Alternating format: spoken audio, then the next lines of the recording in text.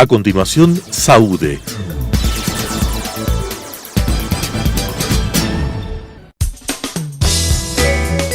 Clasificación A.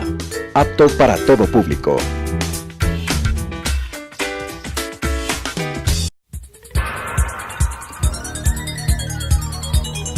Las opiniones vertidas en este espacio por la producción y dirección del programa son de exclusiva responsabilidad de sus autores y de quienes intervienen en ellos.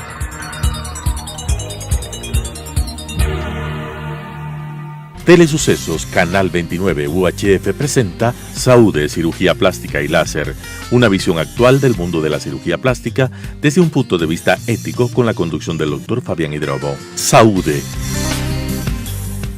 Buenos días, amigos televidentes. Soy el doctor Fabián Hidrobo, cirujano plástico, miembro de la Sociedad Americana, Ecuatoriana y Brasilera de Cirugía Plástica en nuestro programa semanal Saúde, Cirugía Plástica y Láser. Bueno, el día de hoy teníamos como invitado a la asambleísta Anita Galarza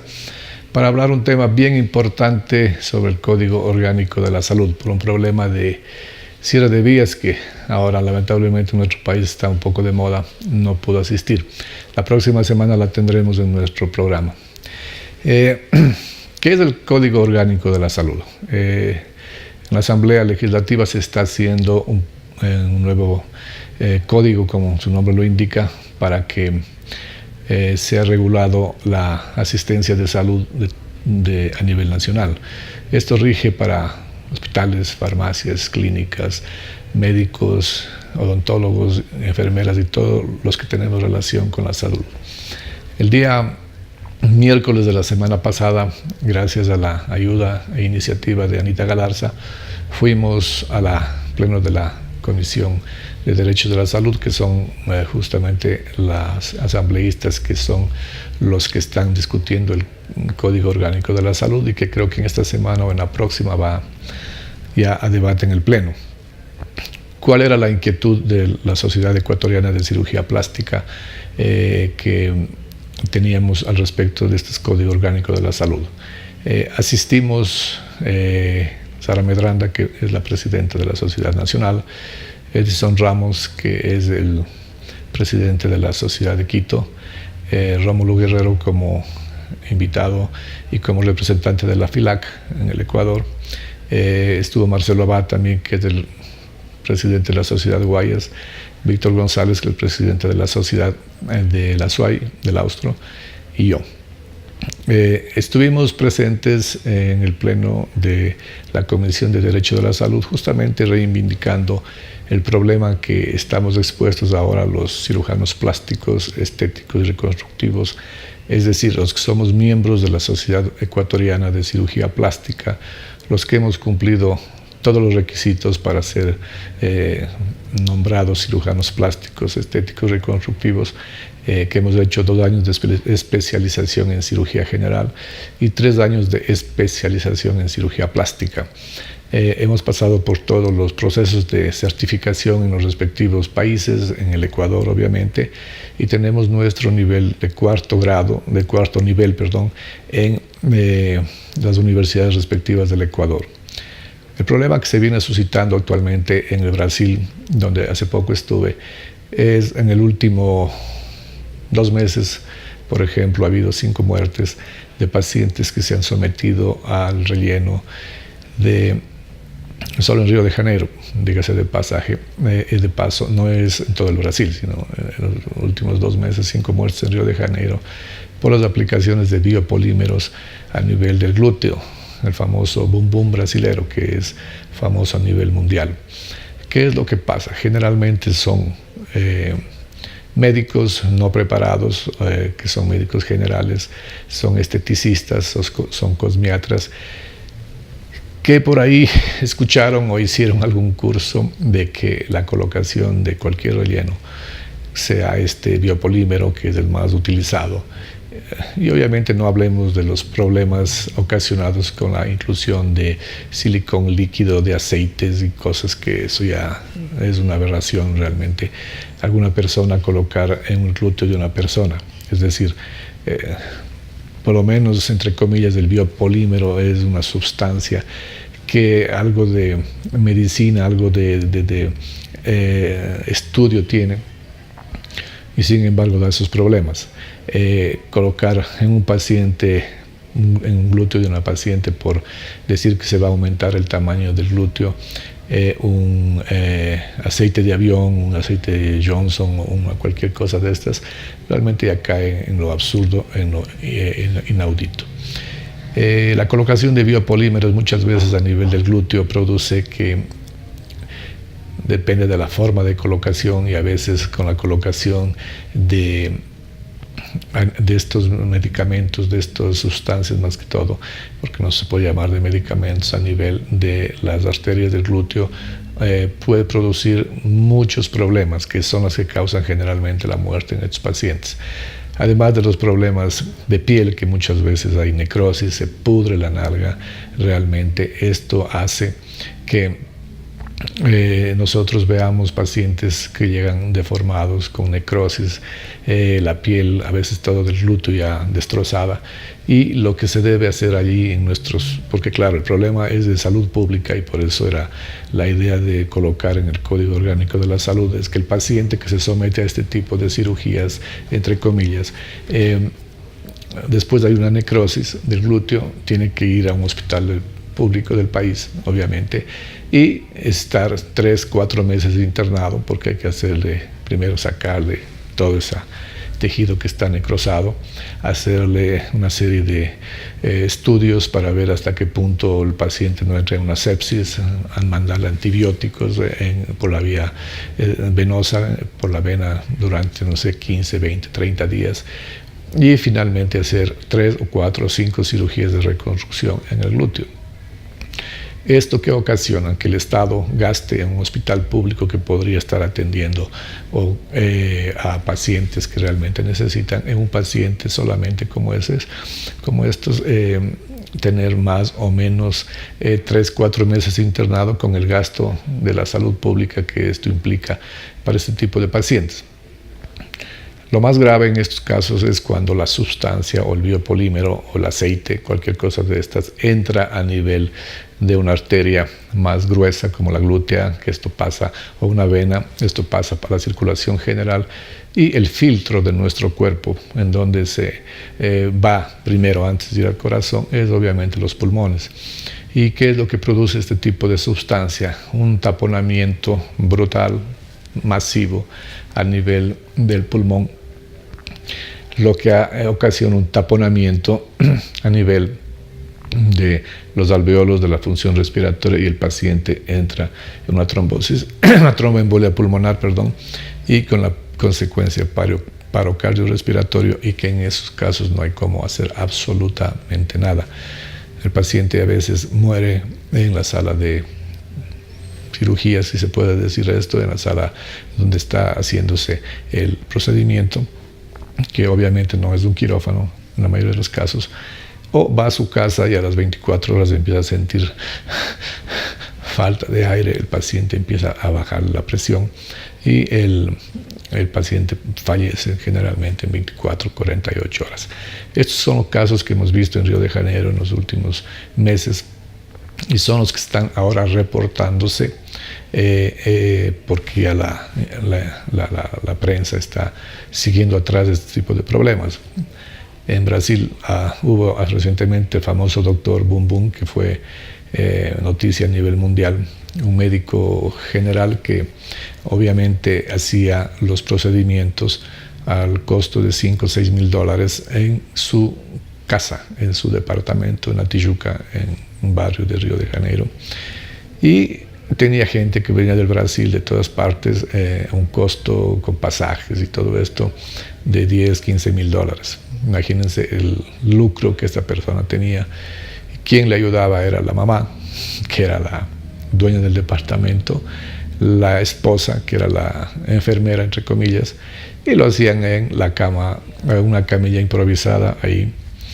Se calcula que él hizo entre 3 y 4 mil procedimientos en los pacientes, y después de que salió a luz la muerte de una persona de Rondônia, de un estado del Brasil, aparecieron como 10 o 15 personas mutiladas, deformadas por esta aplicación de sustancias a nivel del glúteo. Después de eso ha habido él obviamente está este momento en prisión hasta que se aclare por qué hacía este tipo de cosas, cuál era la sustancia que ponía y las consecuencias que él tiene que hacer y responder ante la justicia. Las otras personas que en Río de Janeiro hicieron esos procedimientos son generalmente cosmetólogas y cosmiatras que realmente no tienen ninguna preparación médica. Una de las exposiciones que hicimos en la Comisión de Derecho de la Salud de la Asamblea Legislativa fue justamente eso, qué es lo que nosotros necesitamos para evitar el intrusismo, es decir, actualmente con las leyes cualquiera se denomina o se autodenomina médico estético y con esto se le abre, digamos, la licencia para que él pueda ejercer cualquier tipo de cirugía y cuando pasan estos procedimientos o estas muertes o estos problemas, lo que se dice a nivel de la prensa, a veces un poco mal informada, es que la cirugía plástica es peligrosa y que la cirugía plástica le mató a esa persona. Y generalmente son médicos o personas que no están preparadas para esos procedimientos. Lo que se buscó o lo que se busca es que ante la comisión que nosotros tengamos la posibilidad de que se incluya dentro de esa normativa del Código Orgánico de la Salud, primero, que los médicos especialistas de cuarto nivel solamente puedan ejercer la profesión o la especialidad a los cuales están formados. Hablaba Rómulo en la exposición ante la Asamblea que hubo un paciente que llegó a él con algún problema de injerto de grasa o algún injerto de biopolímeros en la cara, parece, y que quien le hizo es un ginecólogo. Entonces, imagínense, él decía pues con mucho broma, decía pues es el único paciente hombre cuyo médico de cabecera es un ginecólogo. Obviamente el ginecólogo se ha hecho una especialidad, él ha hecho una especialidad para atender partos, para sacar úteros, para ver el problema de embarazos y todo ese tipo de cosas de una paciente. No es preparado para hacer un injerto, sea de cualquier sustancia, grasa o esto a nivel del rostro. Tenemos muchas arterias, muchos nervios, muchos vasos sanguíneos que están en ese lugar del rostro y obviamente el problema ahí es que al colocar estas sustancias en una vena, en una arteria que está afectada, se tapona, hay necrosis a nivel de la piel, de la nariz, de la piel de la cara, produciendo una serie de problemas estéticos primero y después funcionales inclusive.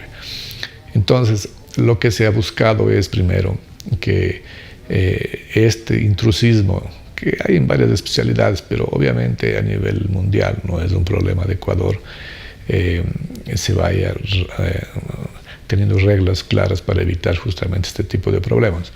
y que la persona que tiene su especialidad solamente se dedique a hacer esta especialidad en sus pacientes.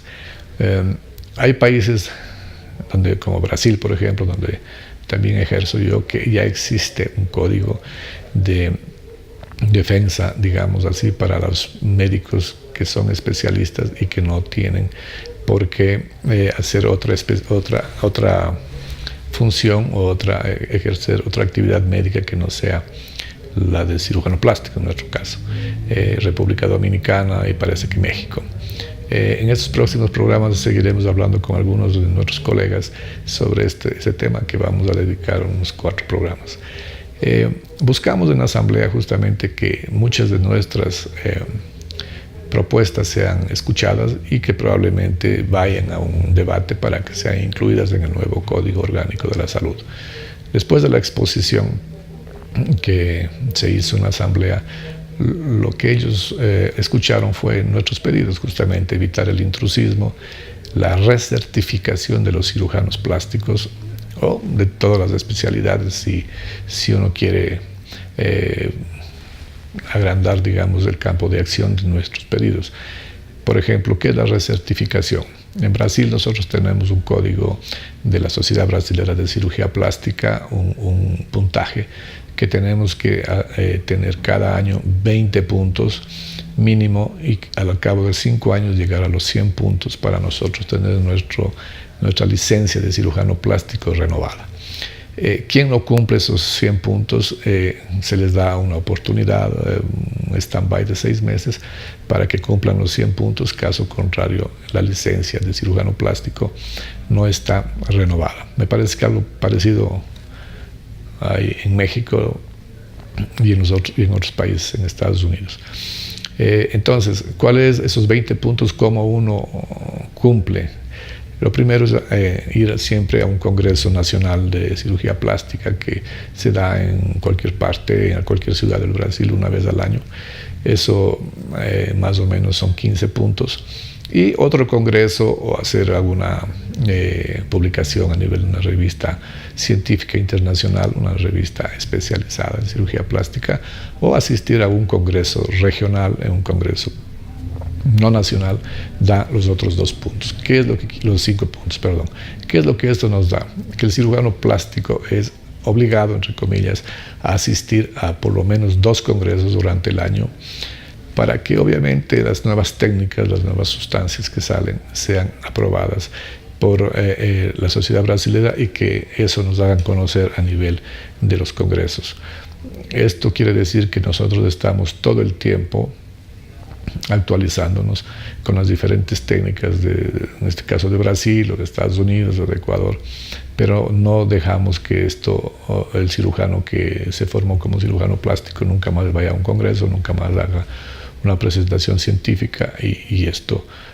se haga como que el médico se durmió en su saber, digamos, y que no haya una nueva propuesta para seguir estudiando. Entonces, la recertificación es uno de los puntos que más satisfacción nos dio, porque los asambleístas de la Comisión de Salud estuvieron muy interesados en este tipo de propuesta, justamente indicando que es una de las cosas que ellos no sabían o no sabían cómo poner en la ley para que los médicos estén actualizados. Entonces, además de eso, el intrusismo parte de los mismos colegas, es decir, actualmente en la ley no hay nada que impida a un médico general, un recién graduado o con 20 años de médico general, hacer procedimientos estéticos. Eso da la ley porque justamente la Constitución dice que si uno está formado en medicina puede ejercer la profesión de médico, no especifica que en la especialización o no de que tiene cada uno. Un poco lo que se busca en el Código Orgánico de la Salud, según conversábamos con los asambleístas ese día, es que el médico actúe solamente en el área que tiene su especialización. Entonces, el problema es a nivel mundial, no es un problema obviamente de Ecuador, es un problema de Brasil, es un problema de Argentina, de Chile, pero nosotros tenemos que, aprovechando ahora la idea de hacer este Código Orgánico de la Salud, colocar un poco de nuestra experiencia, de los colegas que estaban allí, de México, de Brasil, de otros países, justamente para que se pueda incluir estos temas en el Código Orgánico y que evitemos en la medida de lo posible el intrusismo, que siempre habrá. Lamentablemente eso es un tema ya de salud pública en el cual no hay cómo luchar, digamos, individualmente. La Sociedad Brasileña de Cirugía Plástica a nivel nacional y a nivel de sus regionales están haciendo lo posible para que este problema no siga adelante. Uno de los casos y unas cosas también que estamos buscando y que creo que ya está incluido en el Código Orgánico de la Salud es que los médicos, cuando somos humanos, tengamos algún error, algún problema con nuestros pacientes, primero se trate esto en forma administrativa, es decir, que se busque las causas, se busque por qué, se busque la razón, se vea si la clínica está apta para hacer este tipo de cirugías, porque obviamente ahí hay un reglamento en el cual se dice lo que se necesita en un lugar para ejercer o para hacer una cirugía. Muchas veces, hablando de este tema, antes de seguir con el otro, las clínicas de cirugía plástica, sobre todo, que se autodenominan clínicas, son lugares, casas que se han reformulado, reconstruido, haciendo que los cuartos que eran la cocina o el cuarto del hijo sea ahora un quirófano, o la cocina sea el quirófano. Ese tipo de cosas se ve muy a menudo. Cuando yo estuve en Brasil viviendo, como hace unos 15 años atrás, cuando ejerzo mi profesión allá, pero cuando estuve allá en el Brasil, hubo un gran cambio a nivel de las clínicas de cirugía plástica. ¿Cuál era? Que si, por ejemplo, el quirófano está en el segundo o tercer piso y la clínica no cuenta con una rampa o un ascensor camillero para bajar las camillas, no puede ser denominada clínica y el quirófano tiene que cerrar o bajarse al primer piso. ¿Por qué? Porque nosotros que hacemos cirugía, sea plástica o sea cualquier tipo de cirugía, no estamos exentos que el paciente tenga algún problema de salud en medio de una cirugía, a pesar de que se tenga todos los aparatos de salvataje, de terapia intensiva y todo esto. Y entonces lo que decían en esa oportunidad ahí en Brasil, que cómo hace un paciente que está en el tercer piso y que no tiene cómo bajar, digamos, porque obviamente el paciente está inconsciente, cómo hace los médicos o la gente de la clínica para bajar a un paciente del tercer piso por las gradas hasta la planta baja, ponerle en una ambulancia y llevarle a un centro hospitalario más grande. Eso causaba que el paciente pierda 10, 15 minutos, que en una emergencia es bastante importante, porque tenían que bajarle por las gradas 4, 5, 6 personas porque no había un ascensor. Cuando hubo esta ley en el Brasil, esto fue en el 98, 99, yo calculo que de las 50 clínicas en Belo Horizonte, donde yo tengo la mía, cerraron las puertas a la mitad por lo menos, porque no se cumplía con ese tipo de requisitos. Entonces, actualmente la ley allá en el Brasil, que yo tuve la oportunidad de traer esa ley hace unos 10 años atrás, cuando fui cónsul del Ecuador en Minas Gerais, porque me pidieron a nivel de la Dirección de Salud, traje todas las reglas y hasta el día de hoy no se aplican en nuestro país. Entonces, ustedes pueden ver actualmente que existen quirófanos que a veces están en el cuarto, en el quinto piso, con ascensores personales, es decir, para 4 o 5 personas, y que un paciente operado en este tipo de quirófanos, ¿cómo hace para bajar en una emergencia hacia la planta baja y ser trasladado a una clínica con una terapia intensiva muy grande, etcétera, etcétera? Entonces, hay muchas cosas también que se piden que en esta ley, o en este Código Orgánico de la Salud, se ponga como regla, porque realmente, nuevamente volvemos a lo mismo. Si un paciente tiene un problema de ese tipo respiratorio, el paciente está en terapia intensiva 10, 15, 20 días por un problema que no se pudo resolver en una clínica de cirugía plástica, son dineros que el país paga para que un paciente no se muera o que no tenga un problema más serio, que vienen desde una clínica de cirugía plástica que no tuvo las resucitadores, coches de paro, desfibriladores y esto que son o somos obligados a tener. Entonces, hay muchas cosas que nosotros debemos hacer para que el intrusismo no siga en nuestra especialidad. En estos temas del Código Orgánico de la Salud, la próxima semana tendremos un nuevo invitado, probablemente Anita Galarza esté aquí con nosotros para que nos hable al respecto. Soy el doctor Fabián Hidrobo, síganos en nuestras redes sociales. Un buen fin de semana. Saludos.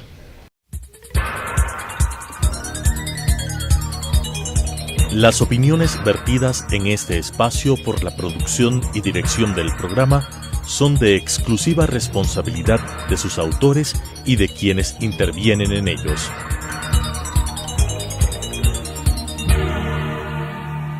Telesucesos Canal 29 UHF presentó Saúde, Cirugía Plástica y Láser, una visión actual del mundo de la cirugía plástica desde un punto de vista ético con la conducción del Dr. Fabián Hidrobo. Saúde,